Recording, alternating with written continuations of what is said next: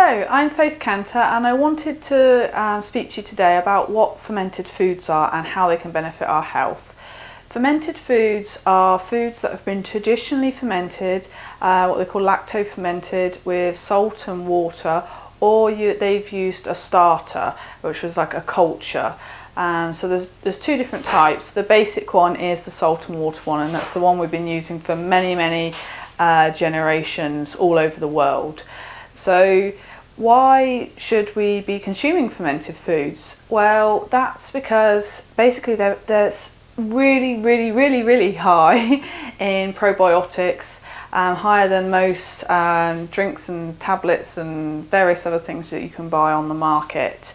They help address the imbalance of the good and the bad yeasts within the digestive system and thus within the body. So they help with things like candida, and they help with IBS, and they help you absorb the vitamins and minerals from the foods that you eat them with, but also the vitamins and minerals that are within the fermented foods themselves. So they do a whole host of things. They're especially good for the digestive system, and if we strengthen the digestive system, then we're strengthening our immune system, we're helping our hormones, and we're helping our mood as well, because a lot of that stuff stems from the digestive system. So all round they're really helpful. So what are fermented foods? So there's a whole range of fermented foods. I've got some of my favourites here. Most people probably have heard of Kefir, or Kefir, some people pronounce it differently, and this is a grain. So you buy the grains, you can get them online or in fermenting groups for next to nothing, and when they're happy they multiply like mad. So you feed them on sugar water, they eat up all the sugar, so don't be alarmed about that, and then as they grow they get bigger and they float around and they go a bit mental, and you try and give them to all of your friends basically. So I don't know if you'll be able to see that closer to the screen, but they're quite little grains. One of my other favourites, this is an onion relish. So this is literally just red onions, peppercorns and water and salt, and it's always a good salt that I put in, something like a Himalayan salt or a sea salt or something like that. And that's all this is, and I made this for Christmas to go with, you know, cheese and crackers and things like that. So you're actually making something that is usually quite sugary and not that great for us into something really good for us that helps heal the digestive system. This one I also made for Christmas because my husband's particularly fond of mustard. So this is mustard made with kombucha juice, which I'll get to in a bit. And this is literally mustard seeds, kombucha juice, left for a few weeks, blitzed up with a couple of other ingredients, and that's it. And because these are all fermented as well, they'll keep for months, if not even longer. This one is a kimchi. So this is spicy Korean kimchi. So this has got some spices in. I always put seaweed in a lot of these sorts of ferments as well, so it makes it really supercharged.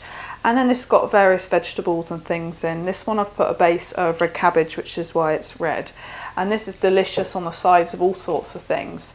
This one is the starter for sourdough. So you can make your own fermented sourdough.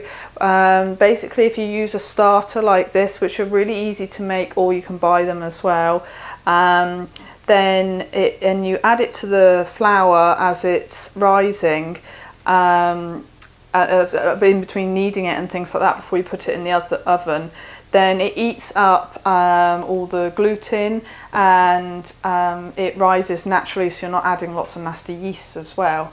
This one is another one of my favourites. This is the wild garlic pesto. So I've collected wild garlic, and then I've added in some salt and some water, blitzed it with some basil and some, I think I put pine nuts in this one.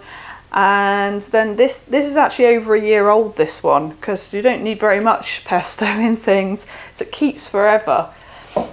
Then this one's sauerkraut. So this is a traditional fermented dish that most people have heard of. Sauerkraut you buy in the shops is traditionally pasteurized, so it's not much good for us.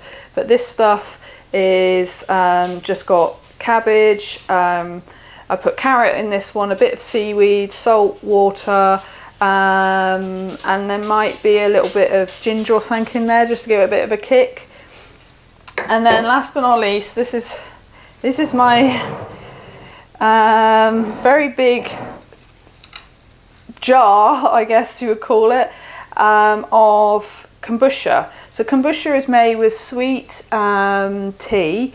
I make it with green tea, and basically I draw off a bottle's worth at a time, and then I top it up with some fresh cold green tea. And again, it eats up all the sugar and it eats up the tannins and stuff from the tea. So, and then what happens is when you start making kombucha, you need a SCOBY. So you can usually get those for free off of somebody that's already making it, or you can buy them online. And you put the SCOBY in, and a new one grows every time a new batch is ready. So you end up with something that looks like this. And this is a very big SCOBY that's just grown and grown and grown in there. And at the moment I have no one to give them to because I've given them to far too many people. So I'm going to cut this up and dehydrate it and make it into SCOBY snacks, which are just little gummy treat things.